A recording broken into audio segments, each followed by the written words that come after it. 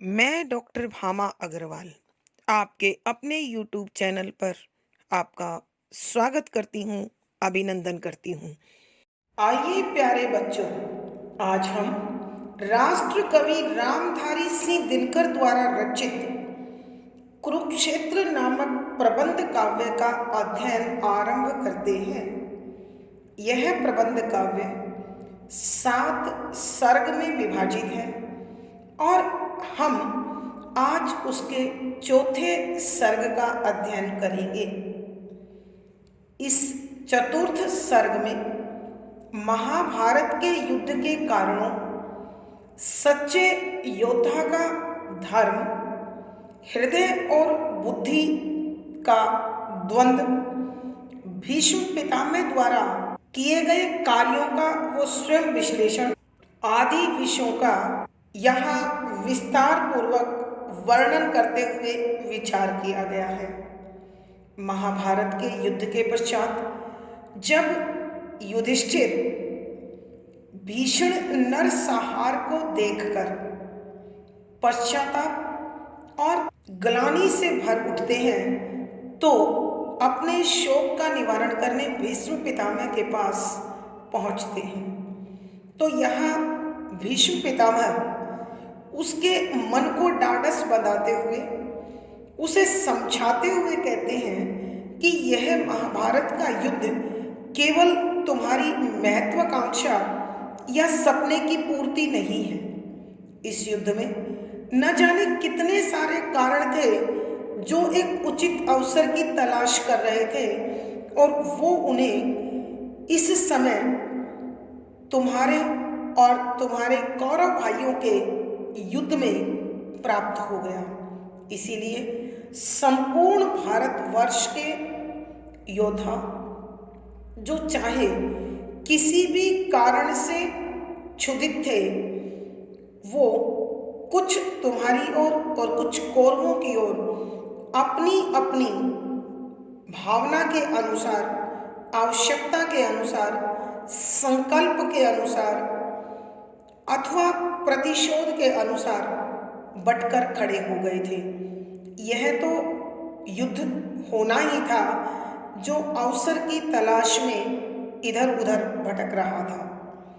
यहाँ इस सर्ग के अंतर्गत इसीलिए भीष्म पितामह युधिष्ठिर को समझाते हुए कहते हैं कि युधिष्ठिर, स्वत्व यानी अपने अधिकार की खोज करना पाप नहीं है। पाप वह होता है जो दूसरों का हक छीनता है, अन्याय, अनीति और अत्याचार का अनुकरण करता है अथवा चुपचाप उसे कोई सहता चला जाता है। मनुष्य स्वभाव से शांति प्रिय है।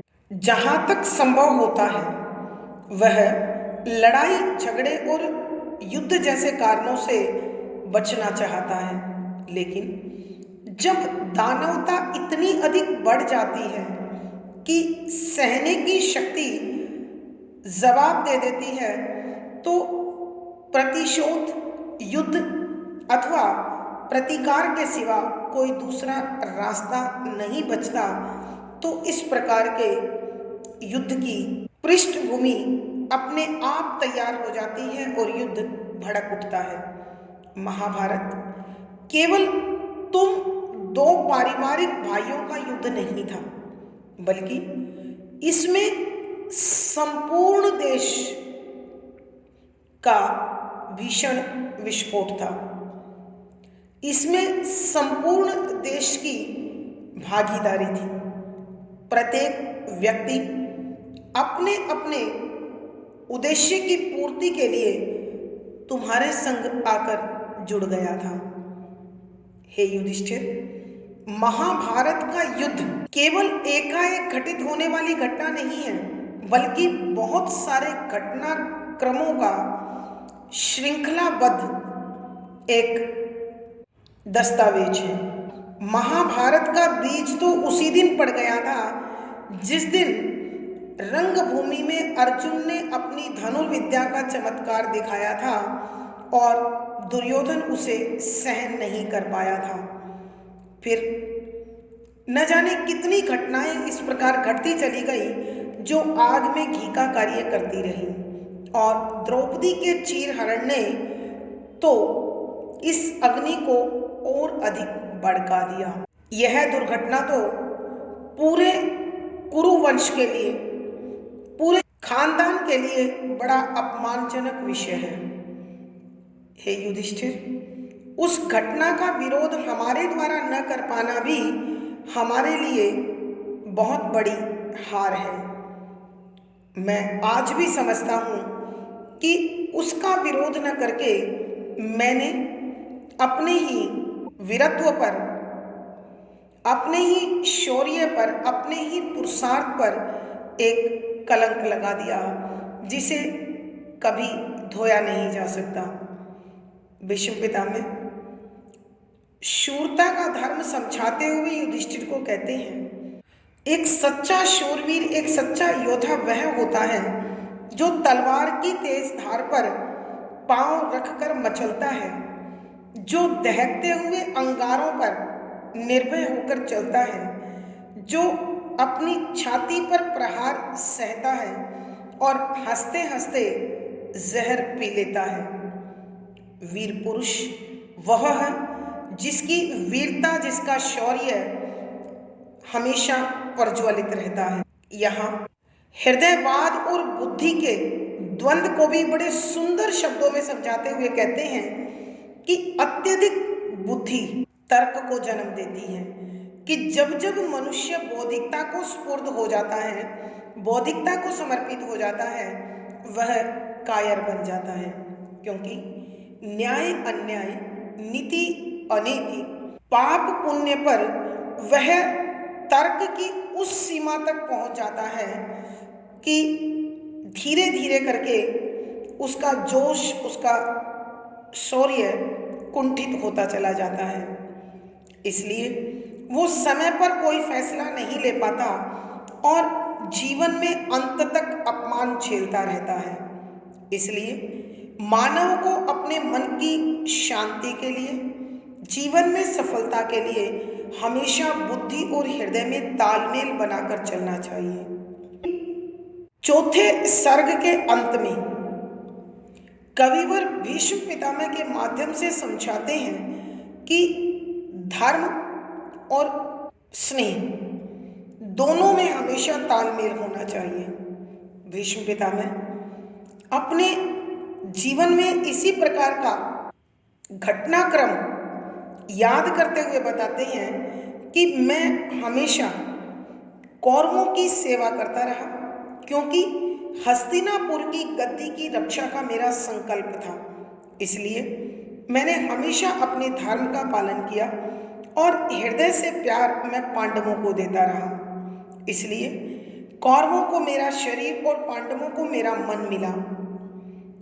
आज मैं तुम्हारी जीत से संतुष्ट हूँ कि मैं अपने धर्म और अपने हृदय दोनों से न्याय कर पाया।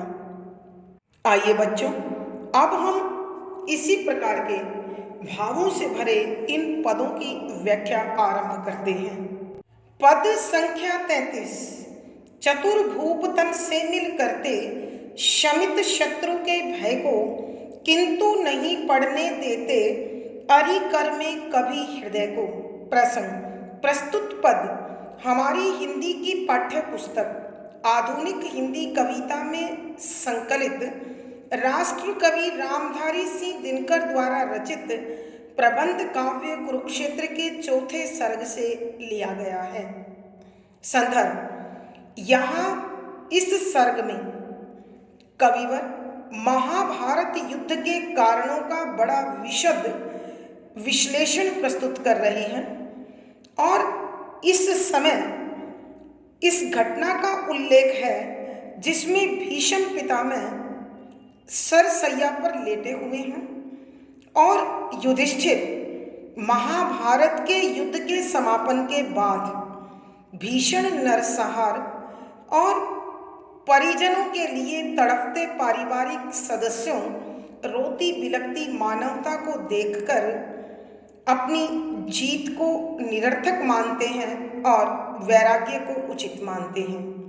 जब वो अपने हृदय के इन भावों को पितामह के समक्ष रखते हैं तो पितामह उन्हें समझाते हुए कहते हैं कि व्याख्या, शब्दों के अर्थ साथ साथ चतुर, चालाक, भूप राजा, तन शरीर से मिलकर करते हैं, शमित शांत, शत्रु दुश्मन के भय डर को किंतु परंतु नहीं पढ़ने देते, फर्क नहीं पड़ने देते अथवा पूर्ण समर्पित नहीं होते। अरि शत्रु कर हाथ में कभी कभी भी हृदय को, अपनी भावनाओं को। यहाँ भीष्म पितामह युधिष्ठिर को समझाते हुए कह रहे हैं कि हे युधिष्ठिर, महाभारत का युद्ध केवल तुम्हारी अथवा दुर्योधन की इच्छाओं का परिणाम नहीं है। इसमें संपूर्ण भारतवर्ष के राजा अपने अपने कारणों से शामिल हुए और जो तुमने राजसूय यज्ञ किया वह यज्ञ इस युद्ध का एक तात्कालिक और सशक्त कारण बना। जो भी राजा महाराजा इंद्रप्रस्थ के साथ विवशता से पराजित होकर जुड़े, उनके हृदय में प्रतिशोध की भावना बलवती रही। बेशक तुमने उनके स्वागत सत्कार में कोई कसर नहीं छोड़ी और भावों से, मीठे वचनों से, शिष्टाचार से तुमने उन्हें प्रसन्न करने की कोशिश की। मगर स्वतंत्रता की कीमत कभी भी इतनी सस्ती नहीं हो सकती है। अतः वो समझाते हुए कहते हैं कि चतुर भूप तन से मिल करते शमित शत्रु के भय को, कि मीठी वाणी और शिष्टाचार कभी भी किसी के अपमान को सम्मान में नहीं बदल सकता।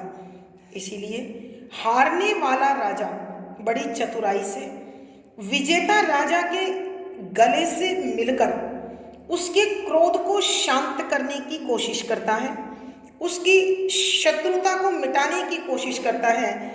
लेकिन यह शत्रुता केवल ऊपरी दिखावे के रूप में मिटती है, आंतरिक हृदय से नहीं। क्योंकि किंतु नहीं पढ़ने देते अरि कर में कभी हृदय को, कि वो शरीर से तो समर्पित दर्शाते हैं, मुस्कान दिखाते हैं, मिठास दिखाते हैं, त्याग दिखाते हैं, अपनापन दिखाते हैं, प्यार दिखाते हैं, लेकिन कभी भी शत्रु के हाथों में अपनी भावनाओं को नहीं सौंपते हैं।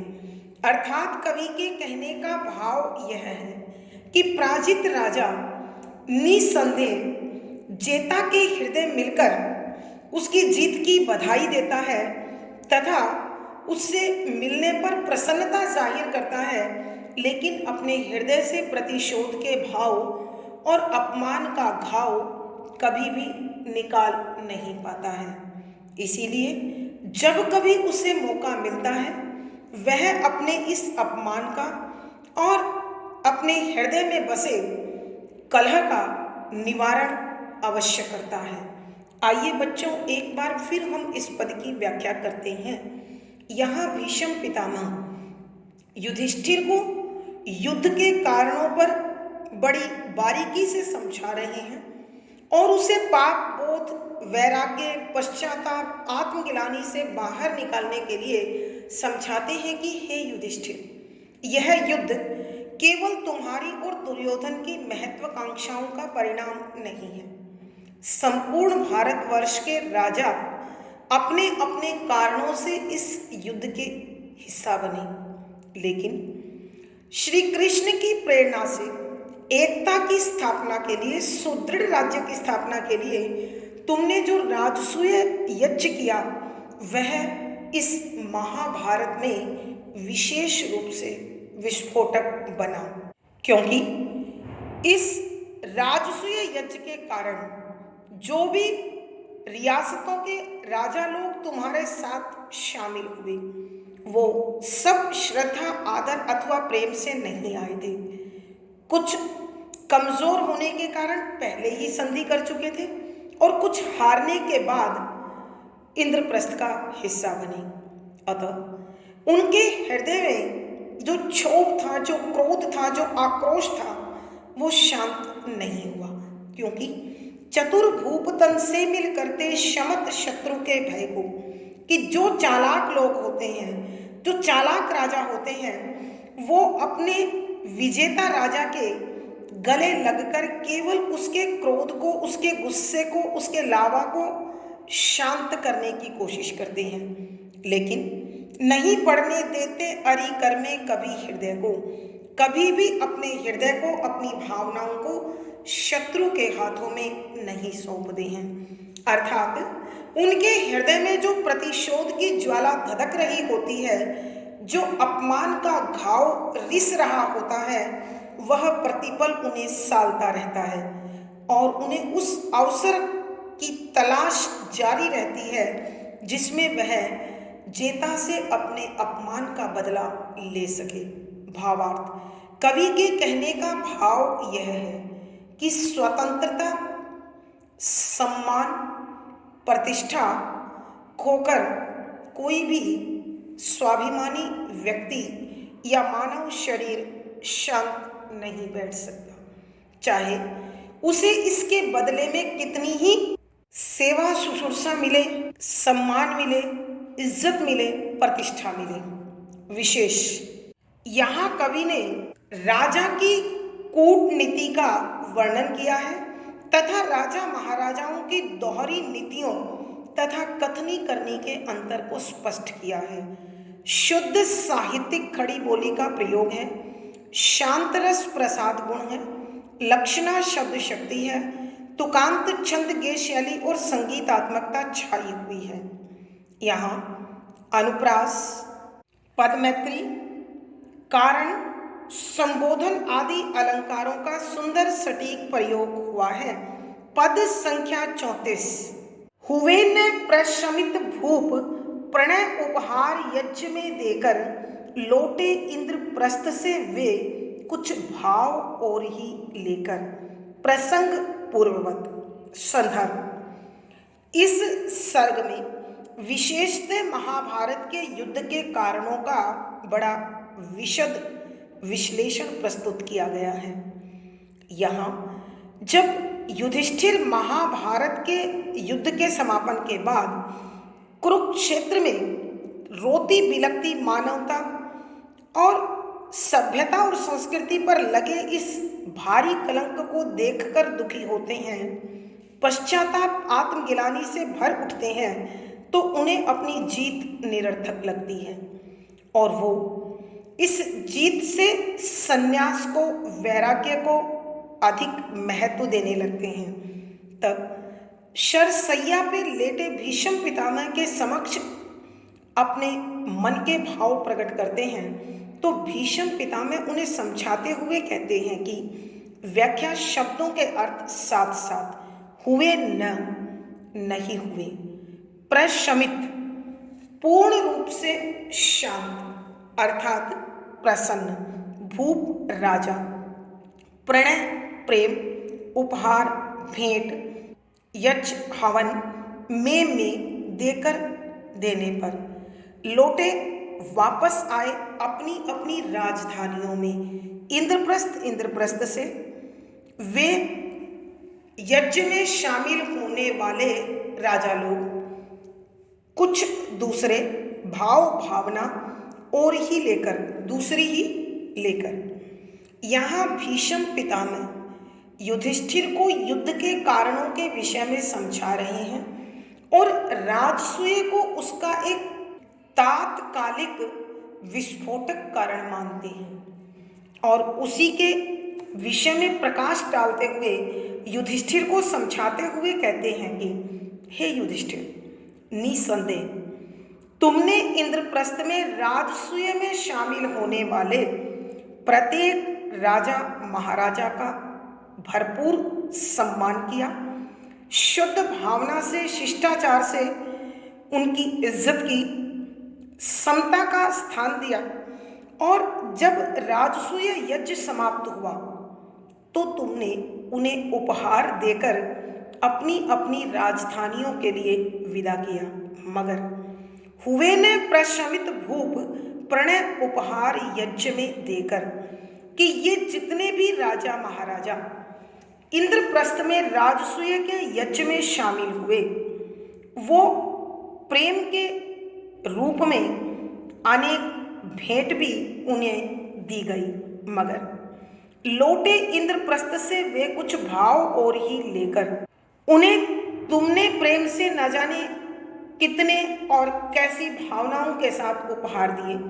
तुमने प्रत्येक राजा को बड़े प्रेम, सद्भावना, शिष्टाचार और समतापूर्ण रवैये के साथ उपहार दिए, लेकिन ये उपहार उनके अपमान के कलंक को नहीं धो पाए, उनके मन की टीस को समाप्त नहीं कर पाए, उनके घाव को नहीं भर पाए, मरहम नहीं बन पाए।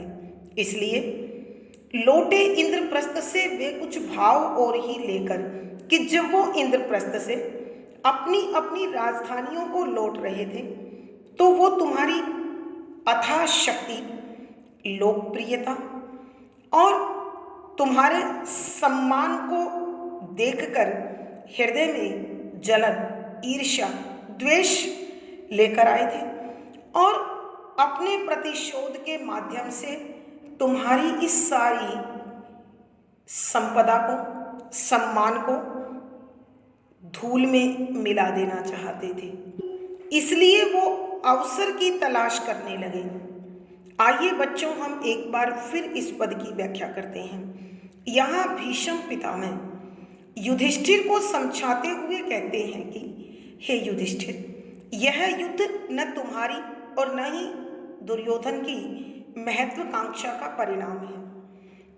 इस युद्ध में संपूर्ण भारतवर्ष के राजा अपने अपने कारणों से शामिल हुए, लेकिन श्री कृष्ण की प्रेरणा से जो तुमने एकता कायम करने के लिए और एक शक्तिशाली उदार राष्ट्र को सौंपने के लिए राजसूय यज्ञ जो किया, यह महाभारत के युद्ध में एक विस्फोटक के रूप में उभर कर आया। क्योंकि इस यज्ञ के दौरान जितने भी राजा महाराजा इंद्रप्रस्थ में पहुंचे, वो या तो युद्ध में हारकर पहुंचे अथवा संधि करके पहुंचे, और यह कार्य उन्हें अपना अपमान लग रहा था। निसंदेह तुमने सबके सम्मान में कोई कसर नहीं छोड़ी और सबके प्रति तुम्हारा रवैया समतापूर्ण था और शिष्टाचार से भरा हुआ था। मगर स्वतंत्रता और सम्मान की कीमत कभी भी मीठे वचन, उपहार अथवा शिष्टाचार नहीं हो सकता है। अतः जब तुमसे उपहार लेकर वो राजा लोग अपनी अपनी राजधानियों को लौट रहे थे, तो हुए ने प्रशमित भूप प्रणय उपहार यज्ञ में देकर कि ये राजा महाराजा प्रेम के उपहार को यज्ञ में देकर और लेकर भी शांत नहीं हुए। जब वो लौटे इंद्रप्रस्थ से वे कुछ और भाव ही लेकर कि जब वो अपनी अपनी राजधानियों को इंद्रप्रस्थ से लौट रहे थे, तो तुम्हारी बढ़ी हुई शक्ति, लोकप्रियता और ऐश्वर्य को देखकर उनके हृदय जल भून गए। वो अपने अपमान का बदला तथा तुम्हारे इस गर्व का भाव मिट्टी में मिला देना चाहते थे। परिणाम स्वरूप वो एक ऐसे अवसर की तलाश में लग गए जब वो अपने अपमान का प्रतिशोध ले सके।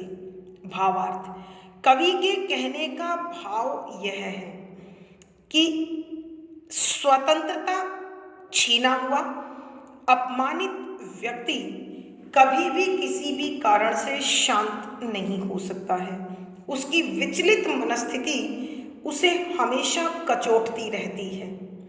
विशेष यहाँ कवि ने राजाओं की मनस्थिति का बड़ा सूक्ष्म विश्लेषण किया है। शुद्ध साहित्यिक खड़ी बोली का प्रयोग है, शांत रस प्रसाद गुण है, तुकांत चंद गे शैली और संगीतात्मकता बनी हुई है। यहाँ अनुप्रास, अतिशयोक्ति, पदमैत्री, स्वभावोक्ति आदि अलंकारों का बड़ा सुंदर सटीक वर्णन हुआ है। पद संख्या 35। धर्मराज है याद व्यास का वह गंभीर वचन क्या, ऋषि का वह यगांत काल का विकट भविष्य कथन क्या। प्रसंग पूर्ववत। संदर्भ। यहाँ चौथे सर्ग में महाभारत के युद्ध के कारणों का बड़ा विशद विश्लेषणात्मक वर्णन किया गया है। इन्हीं कारणों पर प्रकाश डालते हुए भीष्म पितामह युधिष्ठिर को समझाते हैं कि हे युधिष्ठिर, महाभारत के युद्ध में तुम्हारा राजसूय यज्ञ विशेष घटक बनकर उभरा, विस्फोटक घटक बनकर उभरा। तुम्हें याद होगा उस समय का जब महर्षि व्यास ने यज्ञ की पूर्ण आहुति के साथ ही संपूर्ण विश्व के विनाश का जो आभास उन्हें हो रहा था, उसकी भविष्यवाणी उसी समय कर दी थी। उसे याद दिलाते हुए भीष्म पितामह कहते हैं कि व्याख्या, शब्दों के अर्थ साथ साथ। धर्मराज युधिष्ठिर का एक नाम है क्या, याद स्मरण, व्यास महर्षि व्यास का गंभीरता से भरा हुआ, विवेकपूर्ण, विचारपूर्ण, मूल्यांकन पूर्ण वचन शब्द क्या क्या। ऋषि महर्षि का यगांत यज्ञ के अंत में, काल समय का, विकट बड़ा मुश्किल कठोर, भविष्य को लेकर कथन, भविष्यवाणी अथवा बात। यहाँ भीष्म पितामह युधिष्ठिर को समझाते हुए कहते हैं कि हे युधिष्ठिर, यह महाभारत का युद्ध केवल तुम्हारी अथवा युधिष्ठिर की इच्छाओं का परिणाम नहीं है, बल्कि संपूर्ण भारतवर्ष के राजा महाराजा अपने निजी कारणों से इस युद्ध का हिस्सा बने। जब राजसूय यज्ञ के दौरान अनेक राजा लोग इंद्रप्रस्थ आए तो वो स्वेच्छा से, भावना से नहीं आए थे, बल्कि संधि की शर्तों का पालन करते हुए, हारे हुए अथवा दास्ता को स्वीकार कर आए थे। ऐसे में उनका सम्मान खो चुका था। बेशक तुमने राजा महाराजाओं का बड़ा समतापूर्ण, शिष्टाचारपूर्ण सम्मान किया, मगर यह उनकी स्वतंत्रता, उनकी प्रभुता, उनके ऐश्वर्य को नहीं बनाए रख सकता था। अतः जब वो इंद्रप्रस्थ से लौटे तो उनके मन के प्रतिशोध की ज्वाला और भी तेजी से दधक रही थी। अतः इस प्रकार के मनोभावों को संभवतः महर्षि व्यास पहले ही समझ गए थे।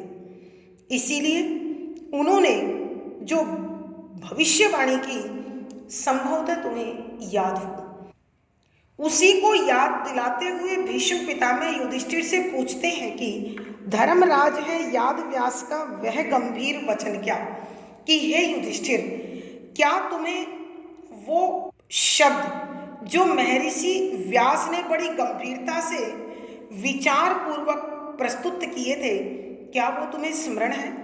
ऋषि का वह यगांत काल का विकट भविष्य कथन क्या, कि जब यज्ञ के अंत में, यज्ञ के समापन के बाद जो उन्होंने अत्यंत गंभीर, भयंकर, कठोर भविष्यवाणी की थी, क्या तुम्हें वो याद है कि इस राजसूय यज्ञ में होने वाली विभिन्न प्रकार की गतिविधियों को महर्षि का हृदय और उनका मस्तिष्क पहले ही देखकर अनुमान लगा चुका था कि अब संपूर्ण राष्ट्र किसी न किसी महाविनाश की ओर जा रहा है। आइए बच्चों, हम एक बार फिर इस पद की व्याख्या करते हैं। यहाँ भीष्म पितामह युधिष्ठिर को युद्ध के कारणों पर बड़ा सूक्ष्म विश्लेषण प्रस्तुत करते हुए समझा रही हैं कि तुम्हारा राजसूय का यज्ञ इस महाभारत के युद्ध की पृष्ठभूमि में एक तात्कालिक और बड़ा विस्फोटक कारण बनकर उभरा, जिसके कारण जो भी राजा महाराजा राजसूय में शामिल होने के लिए इंद्रप्रस्थ पहुंचे, उन सबके हृदय प्रतिशोध की ज्वाला में धधक रहे थे। अपने अपमान और अपने खोए हुए स्वाभिमान तथा स्वतंत्रता की कीमत को वो तुम्हारे मीठे वचनों से, शिष्टाचार से और उपहारों से नहीं तोल सकते थे। इसीलिए जब वो अपने अपनी राजधानियों को लौट रहे थे तो उनके कार्य व्यापार अर्थात उनकी गतिविधियां जो महर्षि व्यास को दिखाई दे रही थी, उसी के अनुमान में उन्होंने जो भविष्यवाणी की, उसके विषय में युधिष्ठिर से पूछते हुए कहते हैं कि हे युधिष्ठिर, धर्मराज है याद व्यास का वह गंभीर वचन क्या, ऋषि का वह यज्ञांत काल का विकट भविष्य कथन क्या, कि हे युधिष्ठिर, क्या तुम्हें राजसूय यज्ञ के अंत में महर्षि व्यास ने जो इंद्रप्रस्थ में आए हुए राजा महाराजाओं की गतिविधियों के मूल्यांकन स्वरूप भविष्यवाणी की थी, क्या वो तुम्हें याद है? अर्थात उन्होंने एक कठोर भविष्यवाणी की थी कि समूची पृथ्वी एक अलग ही दिशा की ओर जा रही है। अतः अब तुम्हें उस भविष्यवाणी के परिणाम का अनुमान लगा लेना चाहिए था। अर्थात कवि के कहने का भाव यह है कि राजसूय यज्ञ में होने वाली प्रत्येक गतिविधि महर्षि व्यास की नजरों से छिपी हुई नहीं थी और उनकी दूरदर्शिता, उनका कालदर्शक स्वभाव आने वाले भविष्य को बड़े स्पष्ट और साफ तौर से देख रहा था।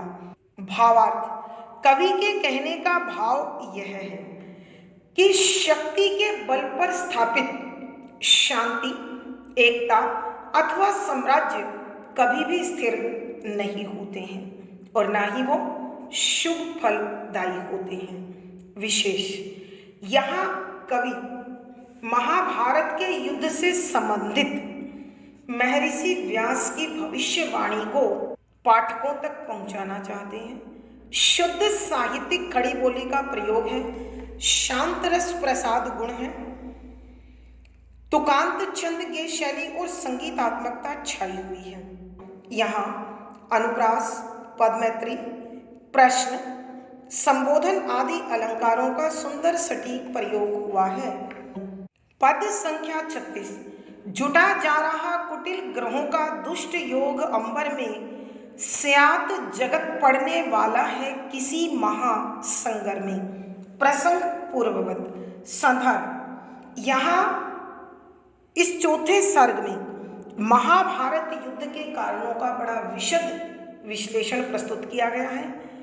जब महाभारत के युद्ध के समापन के बाद कुरुक्षेत्र के मैदान में युधिष्ठिर रोती बिलखती मानवता को, तड़फते परिजनों को और भीषण नरसंहार को देखते हैं तो उनका मन दुख से भर जाता है और वो पश्चाताप, आत्मग्लानि से भरकर संन्यास को इस जीत की अपेक्षा अधिक महत्वपूर्ण मानने लगते हैं। अतः जब युधिष्ठिर अपने मनोभावों को भीष्म पितामह के समक्ष रखते हैं तो वो उसे समझाते हुए कहते हैं कि व्याख्या, शब्दों के अर्थ साथ साथ जुटा जा रहा, इकट्ठा हो रहा है। कुटिल, दुष्ट, बुरा, दुर्भावना से भरा हुआ, ग्रह, ग्रहों का, दुष्ट, बुरा, अशुभ, योग, संयोग, लगन, अंबर आकाश में, स्यात शायद अथवा जल्द ही, जगत संसार पड़ने वाला है, घिरने वाला है, किसी न किसी महासंगर अर्थात महासंग्राम, बहुत बड़ा युद्ध। भीष्म पितामह युधिष्ठिर को समझाते हुए कहते हैं कि हे युधिष्ठिर, यह महायुद्ध तुम्हारी अथवा केवल दुर्योधन की इच्छाओं का परिणाम नहीं है, बल्कि इस युद्ध में शामिल होने वाले राजा महाराजा अपने अपने कारणों को लेकर इस युद्ध भूमि में पहुंचे थे। और तुम्हारा जो राजसूय यज्ञ तुमने किया वह इस महाभारत के युद्ध का एक अत्यंत बलवती घटक, एक विस्फोटक कारण बनकर उभरा, क्योंकि इस यज्ञ के दौरान अनेक राजा महाराजा अपनी अपनी स्वतंत्रता, सम्मान और संप्रभुता को खोकर इंद्रप्रस्थ का हिस्सा बने। बेशक तुम्हारे यज्ञ में शामिल होने वाले सभी राजाओं को तुमने बड़े सम्मानित, शिष्टाचार पूर्ण व्यवहार से शांत करने की कोशिश की, मगर स्वतंत्रता और सम्मान की कीमत कभी भी मीठे वचन या उपहार नहीं हो सकते हैं। अतः यज्ञ के दौरान उनकी जो गतिविधियां थी, उनका जो व्यवहार था, वह महर्षि व्यास की नजरों से नहीं छिप पाया और उन्होंने अपने ज्ञान बल पर, योग बल पर आकाश में, अंतरिक्ष में घटित होने वाली हलचलों को देखकर पहले ही इस महायुद्ध की घोषणा कर दी थी। तो भीष्म पितामह युधिष्ठिर से उसी घटना के विषय में पूछते हुए कहते हैं कि हे युधिष्ठिर, क्या तुम्हें महर्षि व्यास की वो भविष्यवाणी याद है जिसमें उन्होंने कहा था, जुटा जा रहा कुटिल ग्रहों का दुष्ट योग अंबर में, कि आकाश में अनेक अशुभ ग्रह नक्षत्र एक साथ इकट्ठे हो रहे हैं और इनके एकत्रित होने का परिणाम यह है कि संपूर्ण संसार पर कोई न कोई महायुद्ध अथवा महासंग्राम की भयंकर विपत्ति, संकट आने वाला है। अर्थात कोई न कोई महायुद्ध बहुत निकट है। आइए बच्चों, हम एक बार फिर इस पद की व्याख्या करते हैं। यहाँ भीष्म पितामह युधिष्ठिर को उसके पाप बोध, पश्चाताप, आत्मग्लानि और वैराग्य से बाहर निकालकर कर्म पथ से जोड़ने के लिए उन्हें समझाते हैं कि हे युधिष्ठिर, महाभारत का युद्ध केवल तुम दो भाइयों की महत्वाकांक्षाओं का परिणाम नहीं है, बल्कि संपूर्ण भारतवर्ष के राजा महाराजा इस युद्ध का हिस्सा बने और सबके अपने अपने निजी कारण थे।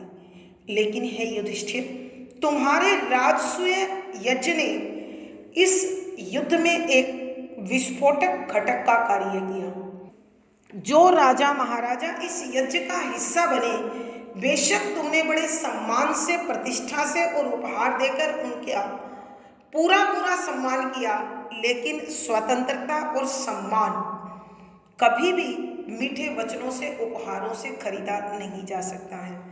अतः उनकी जो गतिविधियां थी और जो नक्षत्र की चाल थी, वो महर्षि व्यास की योग शक्ति से छिपी हुई नहीं थी। अतः युद्ध के समापन पर उन्होंने जो घोषणा की थी, जो भविष्यवाणी की थी, क्या युधिष्ठिर तुम्हें वो याद है? इसी विषय में पूछते हुए वो कहते हैं कि जुटा रहा कुटिल घरों का दुष्ट योग अंबर में स्यात जगत पड़ने वाला है किसी महासंगर में। कि भीष्म पितामह कहने लगे कि महर्षि व्यास ने कहा था कि मैं देख रहा हूं हमारे राष्ट्र में कोई न कोई अत्यंत अप्रिय घटना घटने वाली है, क्योंकि आकाश में अशुभ ग्रहों का जो मेल है वो यह सिद्ध करता है कि इस संसार में निकट भविष्य में बड़ी भारी महायुद्ध अथवा विनाश की घटना घटने वाली है। अर्थात कवि के कहने का भाव यह है कि राजा महाराजाओं की गतिविधियां और नक्षत्रों की चाल के कारण यह युद्ध पहले ही अवश्यंभावी हो चुका था। भावार्थ, कवि के कहने का भाव यह है कि महाभारत युद्ध के विषय में महर्षि व्यास पहले ही सचेत कर चुके थे। विशेष यहाँ कवि ने महाभारत युद्ध की भविष्यवाणी के माध्यम से ऋषि द्वारा लगाए गए अनुमान को सत्य सिद्ध किया है। शुद्ध साहित्यिक खड़ी बोली का प्रयोग है। यहाँ कवि ने महर्षि व्यास के अत्यंत विशिष्ट ज्ञान, उनकी दूरदर्शिता का वर्णन करते हुए उन्हें विशेष तौर से सम्मान दिया है और महाभारत के युद्ध के विषय में उनकी भविष्यवाणी को उद्घाटित किया है। शुद्ध साहित्यिक खड़ी बोली का प्रयोग है। शांतरस प्रसाद गुण है। तुकांत छंद गेय शैली और संगीतात्मकता बनी हुई है। यहाँ अनुप्रास, संबोधन, संदेह आदि अलंकारों का सुंदर सटीक प्रयोग हुआ है। आज की कक्षा में बस इतना ही। अगली वीडियो में फिर मुलाकात होगी। पिछली वीडियो का लिंक डिस्क्रिप्शन बॉक्स में मिल जाएगा। आशा है पढ़ा गया विषय आपको समझ में आया होगा। अपने भाव व विचार कमेंट बॉक्स में लिखें। वीडियो को लाइक करें, शेयर करें और चैनल सब्सक्राइब करें। आपका दिन और जीवन मंगलमय हो, इसी शुभकामना के साथ आभार, धन्यवाद।